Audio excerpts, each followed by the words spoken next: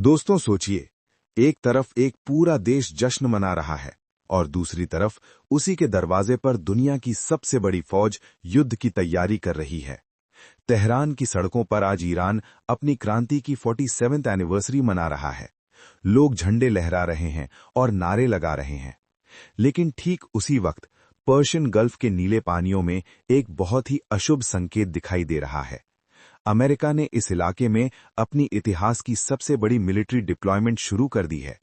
क्या यह सिर्फ एक दिखावा है या फिर दुनिया एक ऐसे युद्ध की तरफ बढ़ रही है जो शायद पिछले सारे पुराने रिकॉर्ड्स तोड़ दे? आज के इस वीडियो में हम उन सैटेलाइट इमेजेस, सीक्रेट मीटिंग्स और खतरनाक वेपन्स की बात करेंगे जो इस वक्त गल्फ में मौजूद हैं। नमस्ते दोस्तों, मेरा नाम ज्ञान प्रकाश है और आप सबका स्वागत है मेरे चैनल ज्ञान प्रकाश इनसाइट्स पर। कहानी में ट्विस्ट तब आया जब कमर्शियल सैटेलाइट इमेजरी ने कुछ ऐसी तस्वीरें दिखाईं जो अब तक पर्दे के पीछे थीं। ये इमेजेस बता रही हैं कि अमेरिका की ये डिप्लॉयमेंट कोई आम एक्सरसाइज नहीं है।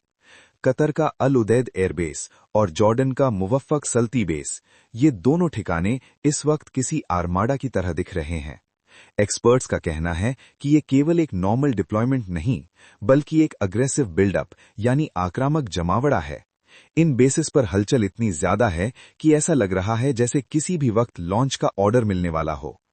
अब जरा इन हथियारों पर नजर डालिए जो इन बेसिस पर तैनात हैं।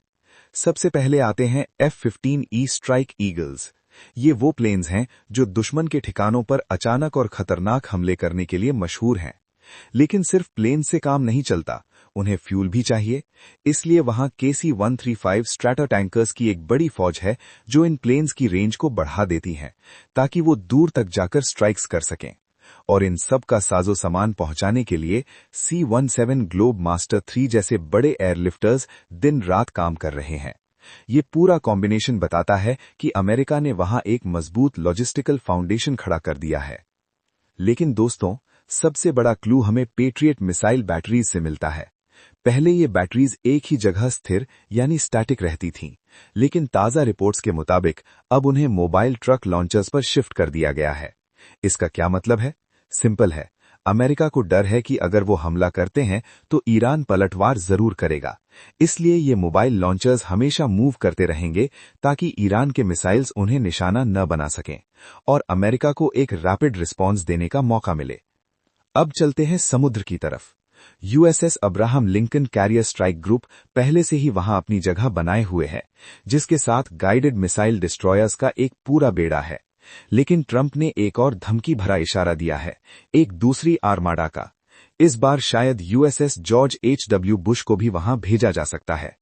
दो एयरक्राफ्ट कैरियर्स का गल्फ में होना यह बताता है कि मैक्सिमम प्रेशर अब सिर्फ बातों तक नहीं रहा, बल्कि समुद्र की लहरों पर भी दिख रहा है। इन सब मिलिट्री तैयारियों के बीच वॉशिंगटन में एक बहुत ही अर्जेंट मीटिंग होती है। इजरायली PM बेंजामिन नेतन्याहू अचानक प्रेसिडेंट ट्रंप से मिलने व्हाइट हाउस पहुंचते हैं। जनवरी 2025 के बाद ये उनकी छठी यानी 6th मुलाकात है।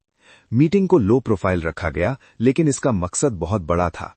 ईरान के साथ हो रही न्यूक्लियर नेगोशिएशंस में अमेरिका के इरादों को और भी सख्त करना। नेतन्याहू का साफ कहना है कि ईरान के साथ कोई भी डील तब तक बेकार है जब तक उसमें ईरान के मिसाइल आर्सेनल पर पाबंदी न हो। वो पिछले साल के उन बैलिस्टिक मिसाइल हमलों को भूले नहीं हैं जो ईरान ने इजरायल पर किए थे। तो दोस्तों, स्ट्रैटेजी बिल्कुल साफ है। ट्रंप एडमिनिस्ट्रेशन ने ईरान के सामने एक बाइनरी रास्ता रखा है, यानी सिर्फ दो ही रास्ते। पहला रास्ता है एक गुड डील जिसमें न सिर्फ न्यूक्लियर वेपन्स बल्कि मिसाइल्स पर भी रोक हो, और अगर ईरान नहीं मानता तो दूसरा रास्ता है मिलिट्री एक्शन, जो पिछली बार से कहीं ज्यादा सख्त होगा। ये मैसिव डिप्लॉयमेंट दरअसल अमेरिका की बार्गेनिंग पावर को मजबूत करने के लिए है। अब पूरा मामला ओमान में हो रही नेगोशिएशंस और कैरियर डेक्स पर खड़े इन प्लेन्स के बीच लटका हुआ है। क्या ट्रंप की ये मैक्सिमम प्रेशर पॉलिसी ईरान को झुका पाएगी, या फिर ये मिलिट्री बिल्डअप किसी बड़े युद्ध की चिंगारी बन जाएगा? आपको क्या लगता है? कमेंट्स में अपनी राय जरूर दें और ऐसे ही डिफेंस अपडेट्स के लिए हमें फॉलो करें।